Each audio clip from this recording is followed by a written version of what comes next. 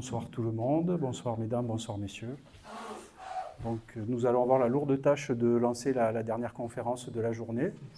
On va commencer par faire un petit clin d'œil aux organisateurs et aux bénévoles parce que je suis agréablement surpris, c'est la première fois que je viens à cet événement de la qualité de l'organisation, de la bonne humeur, enfin toutes les ondes positives. Donc, je fais un petit clin d'œil, on ne pouvait pas commencer sans ça. Donc avec Sébastien, on va vous parler de notre retour d'expérience sur la mise en application de l'agilité dans l'industrie. Je vais passer très rapidement sur la société Neolis, c'est simplement pour que vous sachiez un petit peu qui je suis, ce que nous faisons. Donc, moi, j'ai un parcours entrepreneurial qui a commencé très tôt après mes études. Et ensuite, j'ai continué dans l'industrie en cédant mon activité à un grand groupe industriel. Et j'ai travaillé très proche d'un grand avionneur sur Toulouse, dont je suis un peu trahi par mon accent, pendant ces 10 dernières années. Et j'ai créé la société Neolis, dans laquelle j'applique l'expérience et le retour d'expérience que j'ai pu capitaliser au fil du temps. Aujourd'hui, notre activité, elle est portée sur l'innovation, le business et l'industrialisation. Ces trois piliers sont incontournables sur un certain nombre de projets pour lesquels on nous sollicite pour mettre en place l'agilité dans l'industrie. Donc le déploiement de l'agilité dans l'industrie, en fait, on est sollicité pour appliquer l'agilité dans l'industrie sur des projets complexes. Donc un projet complexe, qu'est-ce que c'est? En fait, ce sont des difficultés techniques, ce sont des ressources limitées, des délais de livraison très serrés et peu de marge sur ces délais, et un client qui presse avec du time to market et de la concurrence qui rajoute de la pression. Donc en fait, on n'a pas... cette situation, elle est applicable à tout un ensemble de projets, pas forcément que de l'industrie. Ce qui va caractériser l'industrie, c'est les contraintes hardware auxquelles on va être confronté. C'est des outillages de production qui souvent ont des coûts assez importants, des délais de fabrication qui viennent se rajouter, des supply chains et des délais fournisseurs qui peuvent compliquer le projet, et des difficultés et des coûts de modification qui sont souvent assez conséquents. Sur certains projets, on parle de plusieurs millions d'euros d'investissement dès lors qu'on a initié un certain nombre de phases. Et donc, par rapport à nos interventions, en fait, la question qui se pose, c'est l'innovation dans ce contexte qui est sous forte pression et la créativité, comment on arrive à implémenter de l'innovation et de la créativité dans ce contexte sous forte pression. Alors, par rapport à cette situation, il faut prendre du recul et tirer des leçons du passé. Des exemples comme Kodak, Blockbuster, Nokia, qui étaient leaders sur leur marché et qui, à un moment donné, se sont fait rattraper, se sont retrouvés en difficulté sur les technologies et les marchés sur lesquels ils étaient positionnés. Du coup, le défi du client, en fait, c'est notre défi. Et donc, le travail qu'on accomplit, c'est d'arriver le premier avant les concurrents. Mais finalement, quand on a dit ça, on n'a pas tout dit, parce que le vrai défi, ça sera de garder son avance. Et c'est ce sur quoi on est très attentif sur les projets qu'on est amené à accompagner.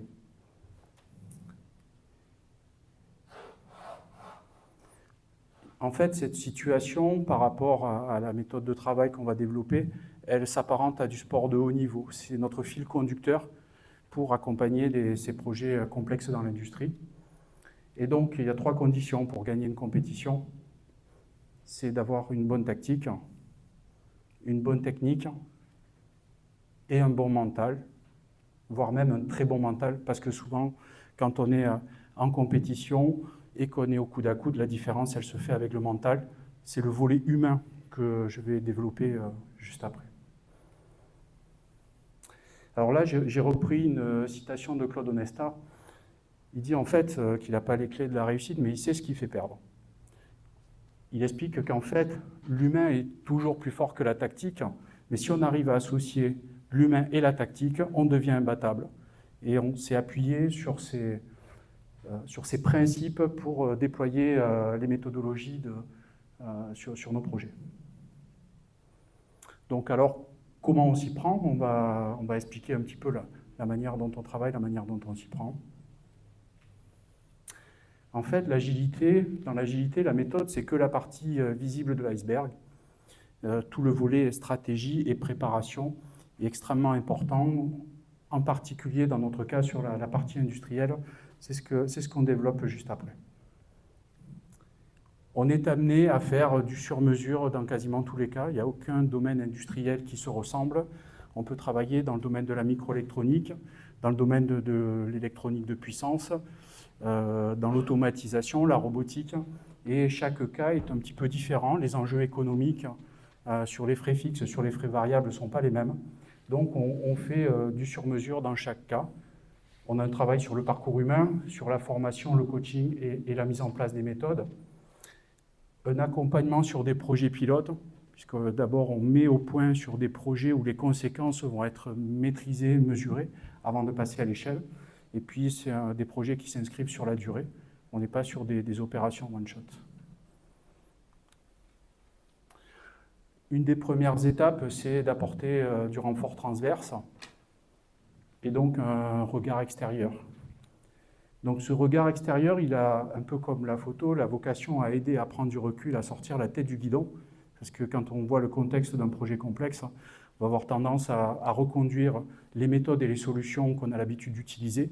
On va avoir tendance à avoir la tête dans le guidon. On va aider le projet, les équipes à prendre du recul et à sortir la tête du guidon. Donc pour cela, on va apporter des couches transverses sur de l'expertise technologique, sur du team leading et de la coordination. On va aider sur la mise en place de l'agilité. On va travailler sur des pratiques de développement et des outils collaboratifs. Sébastien va expliquer les outils que Tulip, notre partenaire, propose sur ce type d'accompagnement. On va faire de la formation et du coaching et surtout, il y a un volet humain qui est très prépondérant dans la manière dont on appréhende l'implémentation de l'agilité dans l'industrie. Donc, la première étape, qui pour nous est centrale, c'est la cohésion d'équipe. On va mettre l'épanouissement des collaborateurs en priorité. C'est ce qu'on appelle le mental de l'équipe. Donc, l'humain, pour nous, est au centre de la méthode. Et donc, on va s'appuyer sur des méthodologies de développement personnel sur lesquelles nous avons des certifications. Et on va permettre à chacun, en fait, d'apprendre à coopérer.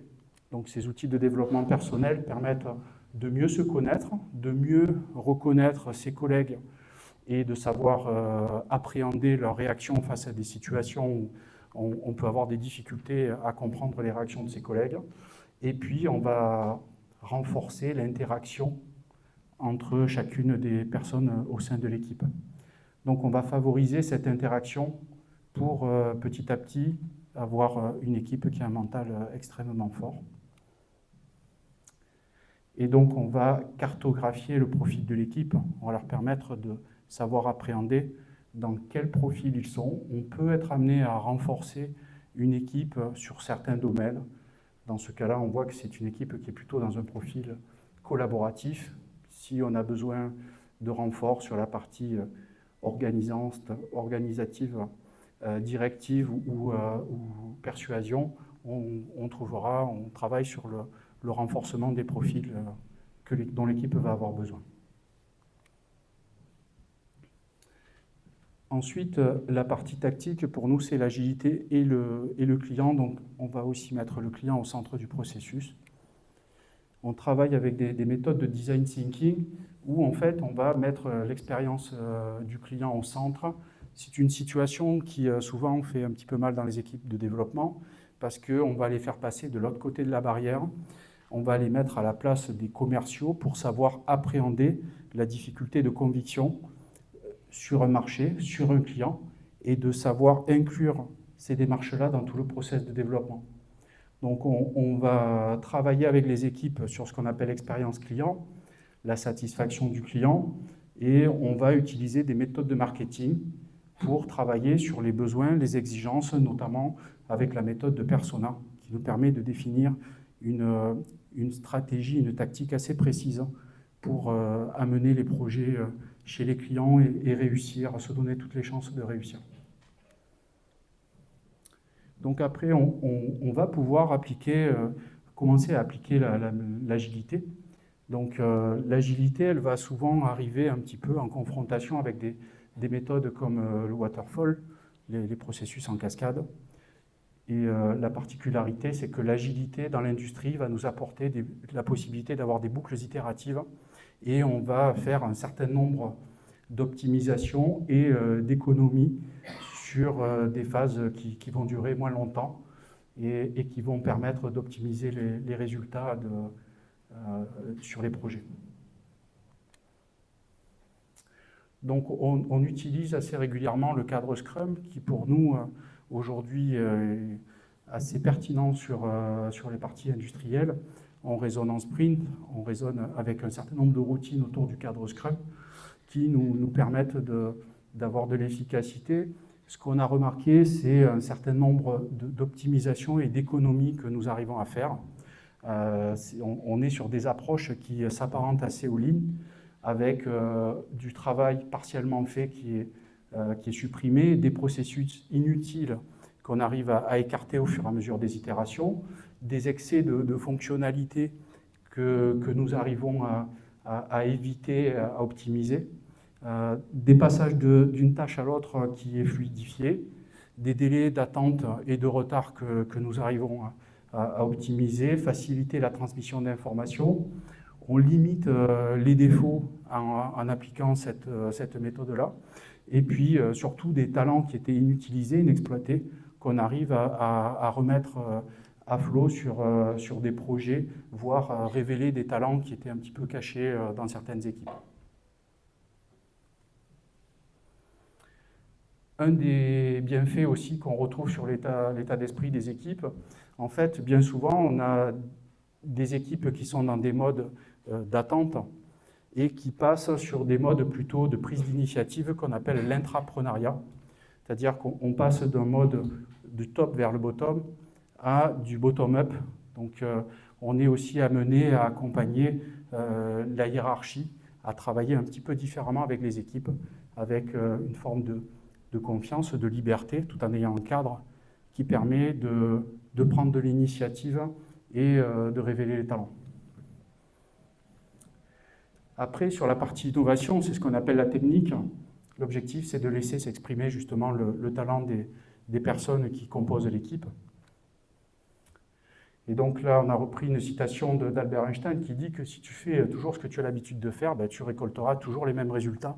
Donc pour nous, le défi, c'est de bouger les lignes et d'apporter une autre façon d'appréhender les sujets pour renverser un petit peu des fois la table et sortir des idées reçues. Donc on introduit des experts techniques qui favorisent la prise de recul, qui favorisent l'innovation, et c'est quelque part une forme un petit peu de mentorat. Alors c'est assez difficile d'introduire des experts au sein d'équipes où on va retrouver des développeurs, des ingénieurs de très bon niveau. Ce qu'il faut faire, ce sur quoi on est très attentif, déjà, c'est qu'un expert, il n'est pas prévu pour remplacer des personnes de l'équipe titulaire, donc il faut casser ses a priori. Il n'est pas là aussi pour attendre, si on reprend les exemples du sport, qu'un joueur se blesse pour prendre sa place. Il est là pour apporter son support et apporter le recul. Et il n'est pas là non plus pour donner des leçons. Il est là pour renforcer la vision critique sur la partie technique. Par rapport à ces démarches-là, on utilise une approche qu'on appelle studio, c'est-à-dire qu'on s'autorise à faire des expérimentations. Donc on va tester pour pouvoir décider, on va simuler, on va tester des produits et des démarches commerciales pour s'assurer de ce qui va marcher, autant sur le plan technique que sur le plan commercial, et optimiser les choix qu'on peut être amené à faire. On va s'autoriser à investiguer plusieurs idées. On ne va pas se fixer forcément de limites et on va retenir les meilleures. Et puis, ça nous permet aussi de maîtriser le budget, puisque en faisant ces simulations-là, on est capable de trouver le bon rapport qualité-prix sur des produits, des technologies qu'on va développer. Et enfin, sur la partie passage à l'échelle, le scale-up, on utilise les échelles TRL qui permettent de mesurer la maturité des projets et des technologies qui rentrent en jeu. Et petit à petit, de se fixer des objectifs de délai, des objectifs sur des produits au fur et à mesure qu'on va assurer le développement. Donc Sébastien, je vais te donner la parole sur les outils. Merci Laurent. Alors, donc moi je vais vous parler de la partie outils maintenant. C'est-à-dire qu'on a défini toute la partie process, méthode, et maintenant on va falloir les mettre en œuvre. Donc pour les mettre en œuvre, on va avoir les équipes qui vont du coup s'organiser pour pouvoir atteindre les objectifs qu'on s'est fixés et qui vont appliquer justement tout ce qui a été défini en amont avec Laurent. Et il va falloir les outiller aussi. Donc, pour les outiller, alors, juste pour me présenter rapidement, moi je suis Sébastien Romanet, je suis ingénieur d'affaires et ingénieur avant-vente au sein de l'équipe Tulip. Et je vais vous expliquer justement les problématiques que j'ai régulièrement rencontrées et comment on a pu y répondre. Alors, on va prendre un premier exemple, l'exemple du développement d'un produit industriel. Voilà, donc on a un produit et pendant longtemps, l'équipe soft était un peu séparée de la partie hardware. Voilà, donc on voit ici, on a l'équipe soft qui va avoir sa propre roadmap et l'équipe hardware qui va avoir la sienne et ensuite on va les connecter entre eux. Bon, je vous date de ça il y a quand même quelques années. À l'heure actuelle, ce n'est plus le cas, puisque maintenant l'équipe soft fait partie intégrante du bureau d'études. Voilà, on ne différencie quasiment plus maintenant le hardware et le soft. Donc la conséquence, c'est qu'il a fallu homogénéiser les différents modes de pilotage pour pouvoir assurer justement un pilotage efficace. Les conséquences, c'est qu'en fait, on fait travailler des équipes qui ne sont pas habituées à avoir le même cycle projet. Voilà. Donc, ça rend complexe certaines réalisations. Là, j'étais plutôt sur un projet industriel, sur un développement de produits, mais ça s'applique aussi sur n'importe quel projet où on va mettre en œuvre des équipes extrêmement hétérogènes. Prenons l'industrie 4.0. L'industrie 4.0, on va faire parler deux mondes qui se parlent très peu, c'est-à-dire la production et l'IT. L'objectif de ce projet, c'est de pouvoir remonter des informations via différents devices qui vont être mis en place sur les lignes de fabrication.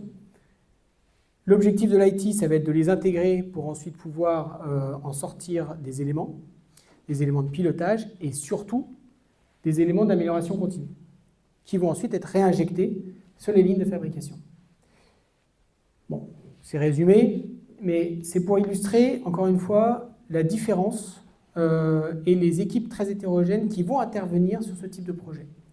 Là, clairement, on va être sur des équipes qui vont avoir des cycles de réalisation et des objectifs très différents.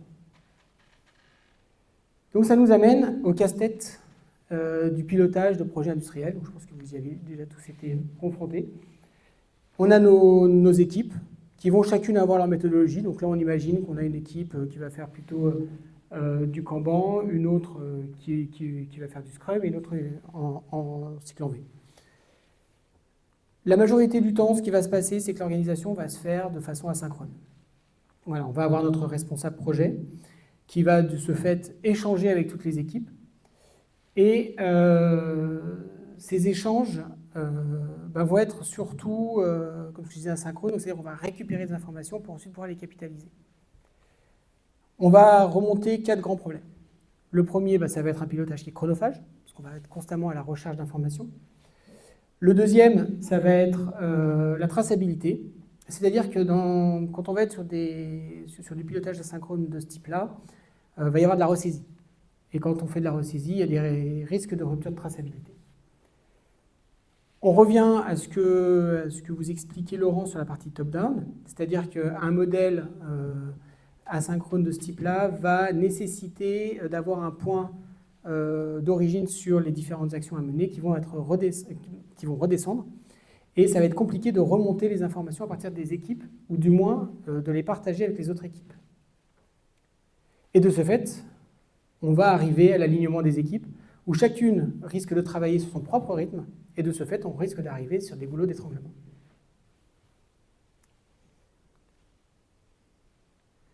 Donc, comment on fait? On va se fixer quelques enjeux avec les outils qu'on va mettre en place pour pouvoir justement canaliser ces différentes problématiques. Le premier point, ça va être de capitaliser sur ce que les équipes savent faire. Voilà. Donc, elles ont la méthodologie, elles ont été prouvées, on va essayer de les conserver au maximum et faire en sorte justement qu'elles s'adaptent au modèle complet qu'on va mettre en place. Le deuxième, ça va être d'assurer cette fiabilité des échanges. On va répondre ainsi à la problématique de rupture de traçabilité, puis surtout à la confiance qu'on va mettre entre les différentes actions qui sont menées entre les équipes. Le troisième enjeu, il va être toujours autour de cet alignement. Voilà. Donc là, on va typiquement dans la partie mentale dont on parlait tout à l'heure. Ça va être de s'assurer que les équipes ont bien le même objectif. Et surtout, voient bien le même cap. Voilà, donc ça va permettre de s'assurer justement qu'elles s'alignent. Et l'autre point, ça va être de faire une organisation à la fois top-down, mais aussi bottom-up, pour justement capitaliser sur la remontée des informations des équipes, qu'elles puissent s'échanger entre elles et s'assurer ainsi une anticipation des éventuels blocages, voire aussi après de tout ce qui va pouvoir permettre d'améliorer le process. Alors ok, on s'est fixé ces enjeux, c'est très bien. Maintenant, comment on fait?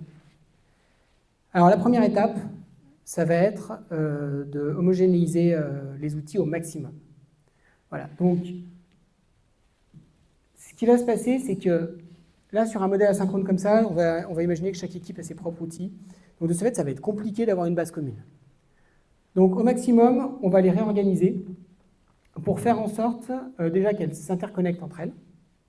Voilà, donc on limite la synchrone au maximum. Et on va les mettre sur une base commune. Donc, au maximum un outil commun, ou du moins, si c'est plusieurs outils, de faire en sorte qu'ils communiquent entre eux. Ça va permettre comme ça de pouvoir récupérer leur méthodologie et de les mettre en place sur un environnement commun.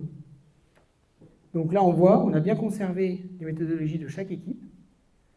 Par contre, comme on les a mis en place sur un référentiel commun, ça va nous permettre de pouvoir assurer la fiabilité des échanges, qui est un des objectifs que l'on recherche, tout en conservant leur méthodologie. Deuxième point, ça va être de les aligner. Alors là, on va typiquement appliquer toute l'organisation qui a été définie en amont, avec Laurent. Et donc, on va définir les différentes roadmaps qui vont être appliquées à chaque équipe et faire en sorte justement qu'elles se synchronisent entre elles. Alors le premier, ça va être l'équipe produit. Voilà, lui, il a une roadmap à tenir, il a un produit à livrer, il va l'organiser comme il le souhaite. Bon, là, j'ai mis 10 différentes phases, c'est un exemple. Et on voit ici ces expressions de besoin. Donc l'idée, ça va être vraiment d'identifier les objectifs à atteindre pour chaque fonctionnalité du produit. Voilà, donc on revient à cette notion de fonctionnalité. Donc là, ce que j'ai appelé expression de besoin. Et on va embarquer ces différentes expressions de besoin sur la roadmap qu'on a définie. Là, le travail du responsable produit, il est fait. Il a planifié son produit et il sait ce qu'il va y avoir dedans. Maintenant, on va tout simplement décliner ces expressions de besoin en activités pour chaque équipe. Donc, prenons notre équipe hardware. Alors elle va être plutôt en waterfall, des tâches, date de début, date de fin, etc. Elle va les planifier pour pouvoir répondre aux objectifs qui ont été fixés avec son expression de besoin. L'équipe soft, elle va appliquer de l'agilité. Voilà, donc dans la phase de conception, elle va définir toute une liste de sprints et ensuite elle va planifier ses user stories à l'intérieur. Et l'équipe de validation qui a son Kanban et qui va permettre de définir les scénarios de validation pour la phase de validation du produit. Donc c'est un exemple, évidemment, mais c'est pour vous montrer comment chacun a pu conserver ses méthodologies. Le fait de les aligner sur un référentiel commun, ça va permettre de pouvoir remonter les informations. Et ce qu'on voit ici, c'est que tout ce diagramme, toute cette roadmap, c'est la visibilité que va avoir le responsable produit et va ainsi pouvoir voir où est-ce qu'on en est sur l'avancement de chacune des tâches.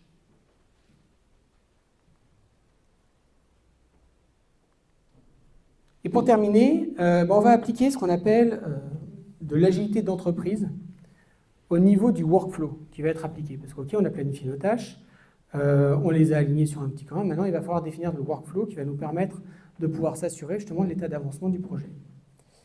Donc le workflow, on va garder le concept du backlog et des milestones, voilà, quels que soient les types de méthodologies, pour permettre de pouvoir justement assurer cette cohérence sur les différentes activités qui sont en cours. Donc là, on reprend notre exemple. Alors cette fois-ci, j'ai limité à 2 équipes, hardware et soft. On a notre product manager qui va définir son expression de besoin. Voilà, comme ce qu'on a vu tout à l'heure, il l'a réparti en plusieurs activités qu'il va répartir entre ses équipes. Ensuite, on a notre équipe, chaque équipe va définir son mode de réalisation et sa planification. Donc c'est là où on va recouper avec le diagramme que je vous ai montré tout à l'heure. Et ensuite, il va réaliser ces différentes tâches jusqu'au moment où il va arriver aux tâches terminées. Ce qu'on constate, c'est qu'on va appliquer ici aussi le fait de pouvoir faire de la validation intermédiaire. Voilà. Donc, ce qui va nous permettre de pouvoir aussi gérer toute cette partie amélioration continue. Une fois que l'ensemble des tâches ont été réalisées par les équipes, ça va faire avancer l'expression de besoin en elle-même, qui ensuite va elle-même pouvoir être testée. Et on va passer à la suivante. Avec ce modèle, l'équipe hardware elle a bien planifié ses tâches, date de début, date de fin. L'équipe soft a conservé son agilité. Et on a pu s'assurer de faire les différents tests intermédiaires pour pouvoir justement mettre en place cette agilité. Et le point important, la traçabilité. On voit qu'ici, du fait que les outils, soit on est sur un outil unique, soit c'est des outils qui se communiquent entre eux, on va avoir une traçabilité de bout en bout, c'est-à-dire que la tâche, la user story qui a été faite par le soft, on sait à quelle expression de besoin elle est reliée, donc de ce fait, quel impact on va avoir sur une tâche hardware. Donc, pour terminer, voilà, ce qu'il faut retenir, c'est les 3 concepts. Pour mettre en place un outil qui va être optimisé pour ce type d'organisation à la fois hétérogène et qui vont être hybrides. Ça va être dans un premier temps, comme je disais, centraliser les outils, les personnes au maximum. Ensuite, on va les aligner, faire en sorte donc, de conserver cet alignement tout en conservant leur autonomie. Ça, c'est vraiment le point le plus important. Et puis ensuite, mettre en place le workflow qui va permettre justement de pouvoir appliquer tout ce qui a été défini dans la méthodologie du projet, tout ce qui a été défini en amont, pour ensuite le mettre en œuvre. Une fois qu'on a fait ça, ça va permettre de simplifier grandement toute la partie gestion de projet et notamment s'assurer justement que les outils vont bien répondre aux besoins.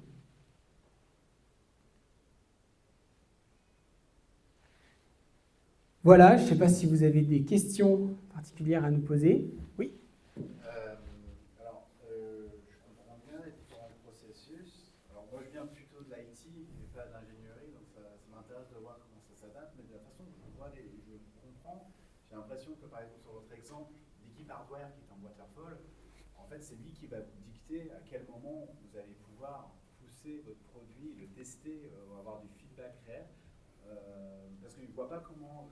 À quel moment vous allez avoir le feedback de, par exemple, l'équipe soft qui a fait son incrément et qui va le livrer. Comment est-ce que vous arrivez à évaluer et à recevoir du feedback sur les incréments intermédiaires, sur les équipes, par exemple, qui ne sont pas sur une méthode agile, on va dire un petit peu plus classique? Alors, en fait, il va y avoir... sur la partie outillage, ce qu'on va faire, c'est justement faire en sorte que les différentes tâches, que ce soit hardware ou avec le soft, puissent s'interconnecter entre elles. Ainsi, ça va nous permettre d'avoir le chemin critique. Grâce à ça, ça va nous permettre aussi, par exemple, quand un membre de l'équipe hardware va dire au fait, cette carte, elle ne fonctionne pas, il va falloir qu'on décale cette tâche, grâce au chemin critique, on va pouvoir identifier la user story qui va être impactée. Et là, on va pouvoir prévenir, voire directement l'équipe soft va être prévenue, qu'elle va devoir réorganiser sa user story ou alors la bouchonner pour pouvoir faire ses tests à la fin de son sprint. Donc c'est vraiment sur ce modèle-là, c'est de dire en fait si on est sur un modèle déconnecté, ce qui va se passer c'est qu'on va remonter l'information, le responsable produit va la compiler et va ensuite la redescendre, mais on aura déjà perdu beaucoup de temps. Et voire même ce ne sera pas forcément efficace. Là, l'idée c'est vraiment de se dire je vais avoir directement accès à l'information et ainsi pouvoir la traiter. Et du coup ça amène aussi aux tests intermédiaires qui ne sont pas forcément évidents parce que forcément quand on est sur de l'agilité, sur du sprint, on a bien défini ce qu'on doit avoir à la fin de notre sprint. Quand on va y intégrer des éléments hardware qui vont soit avoir des sprints mais beaucoup plus longs ou alors du waterfall, il va falloir synchroniser avec eux.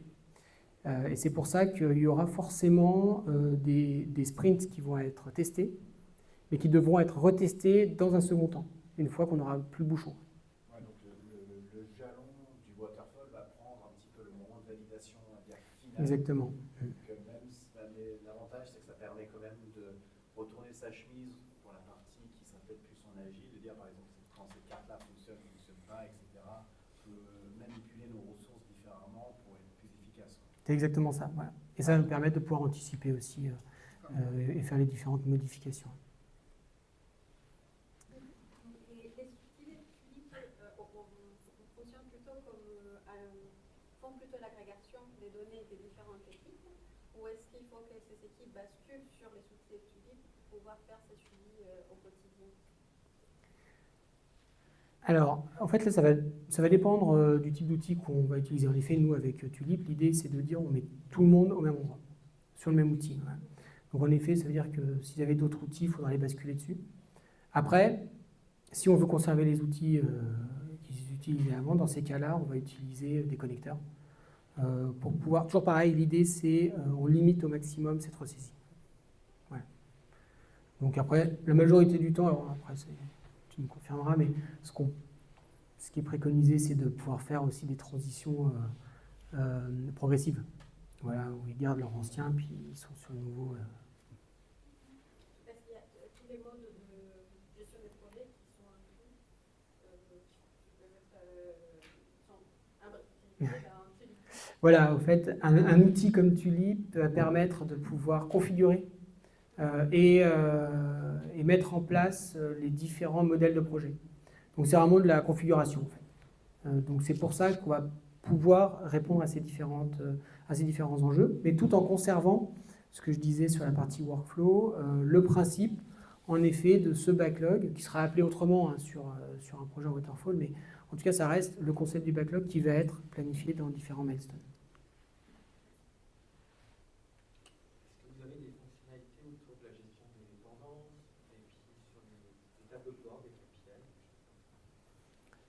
Alors, on va avoir en effet la possibilité de mettre des liens entre les différents projets. On n'a pas de lien contraignant. Voilà, c'est-à-dire qu'on reste sur ce concept d'agilité, c'est-à-dire que ça va être vraiment du visuel.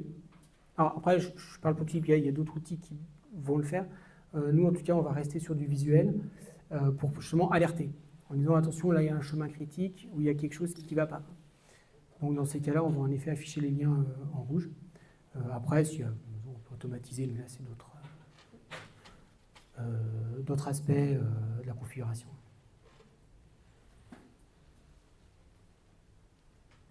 Oui. Si j'ai bien compris, vous travaillez avec vos clients en consulting pour Laurent, pour moi. Oui.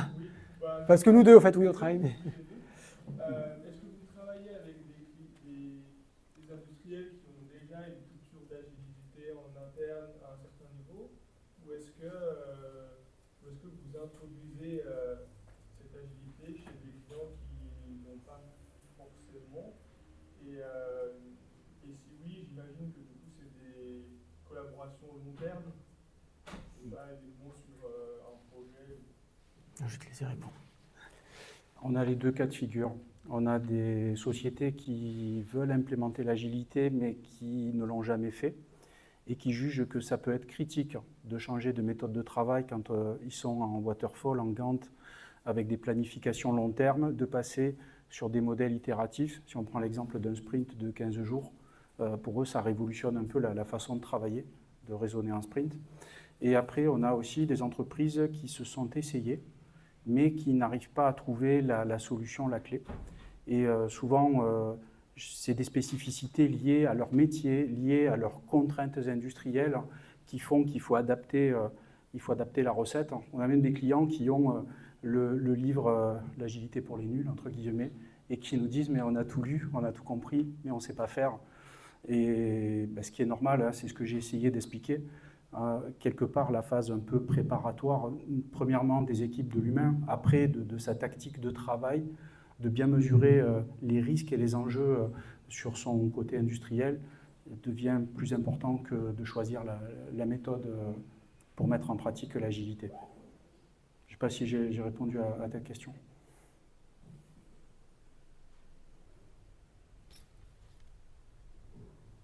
Est-ce que vous avez d'autres questions? Oui. C'est juste un commentaire parce que du coup je travaille avec les équipes.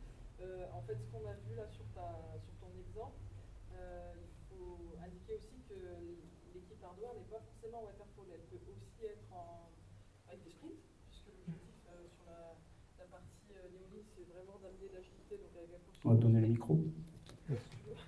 Non, je ne sais pas si vous m'entendez ou pas, mais l'idée c'est de se dire, j'arrive. Donc voilà, je disais, il y a eu un exemple qui a été pris où on a travaillé sur des hybrides, mais l'objectif étant quand même, et même sur la partie hardware, c'est vraiment aussi d'amener même les équipes hardware sur de l'agilité. Donc c'est des cas sur lesquels on travaille justement actuellement. Moi je viens de l'IT, où j'ai mis en place l'agilité, et donc on a travaillé avec Laurent pour prendre les bonnes pratiques pour l'industrie. Tout n'est pas à prendre, il faut adapter évidemment. Mais ça veut dire quand même que ce qu'on a constaté chez nos clients, c'est que c'est des cycles de développement de produits qui ont réduit de 40%. C'est quand même énorme. Ça, c'est vraiment des cas concrets, parce qu'en fait, à chaque fois qu'on démarre sur un projet, on fait ce qu'on appelle une value stream map, c'est-à-dire qu'on fait une photo du flux pour faire comprendre au client d'où il part, pour lui permettre, un an après, par exemple, de justifier, en fait. C'est vraiment important de prendre la photo de démarrage, et j'arrive, de prendre la photo de démarrage pour qu'ils puissent en fait justifier le budget, parce que ça a aussi des coûts, hein, quand à un moment donné vous formez les équipes, vous avez des outils aussi, ça permet aux clients de dire à la direction, bah voilà, ce POC on l'a fait, on était à, imaginons, 180 jours pour sortir un premier produit, et aujourd'hui on est capable de faire un produit innovant en plus, que là le PAC c'est d'innovation en plus, en 90 jours. Donc forcément c'est beaucoup plus simple pour obtenir des nouveaux projets. Donc ça, c'est pour ça que je l'ai précisé, parce que j'étais un peu, je bougeais sur ma chaise, sur la partie hardware. Voilà, il y a du waterfall, parce qu'il y a des entreprises qui ne sont pas prêtes, et il y a peut-être aussi des produits qui vont moins s'y prêter. Quand vous êtes sur un produit qui est très stable, qui tourne, qui est presque en série, il n'y a pas forcément d'intérêt. Mais par contre, à partir du moment où vous avez de la complexité, où ça bouge, vous avez de l'innovation, là c'est vraiment intéressant de travailler sur cette partie-là. Donc voilà, la petite précision.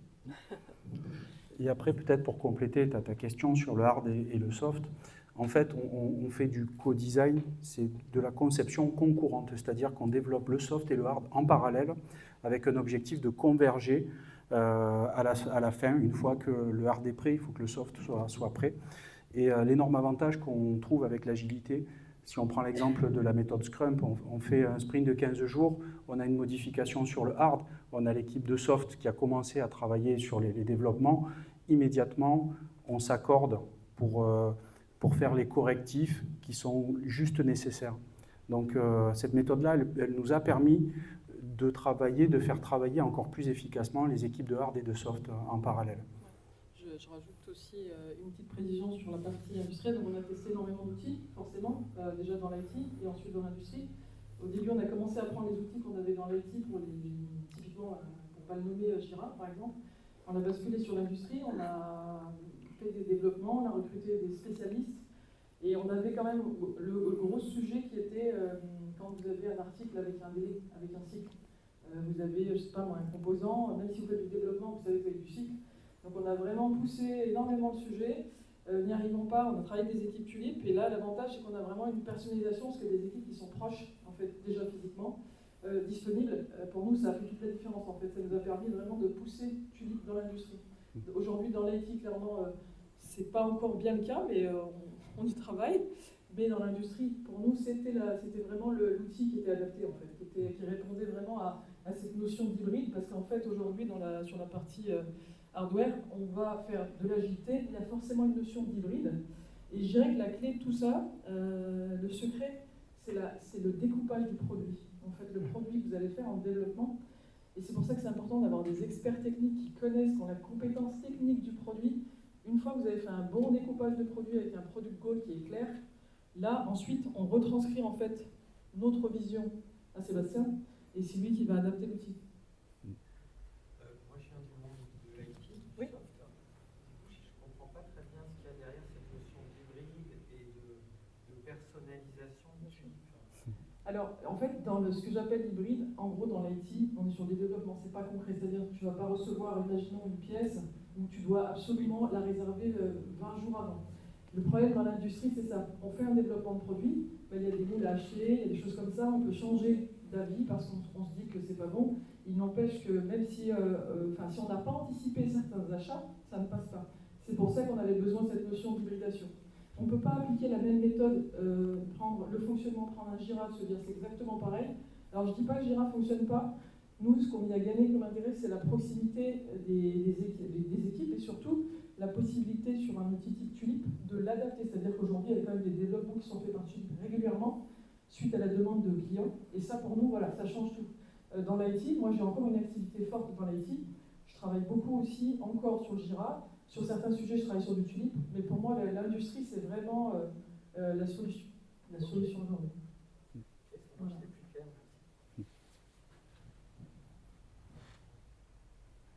Des questions, allez-y, je suis en forme. Moi, je rajoute rien. Tu es lancé, ouais. Je suis lancée. Ouais, donc après, en fait, pour compléter ce que Nassera disait, on est sur des produits souvent mécatroniques, donc de la mécanique, de l'électronique, du soft. Quand on dit mécanique, c'est des moules de fonderie à lancer, des fois de la plasturgie avec des moules. On parle de plusieurs millions, on a des projets dans l'automotive, on parle de plusieurs millions d'euros d'outillage engagés dès lors que dans un sprint, on décide qu'on va industrialiser de telle ou telle manière. Donc vous imaginez, 3 sprints plus tard, on décide de remettre en question ces choix. C'est extrêmement risqué et complexe économiquement. Aussi, dans les avantages que moi j'ai vus, j'ai été dans mon ancienne vie, d'abord dans l'industrie, ensuite dans l'IT et dans l'industrie.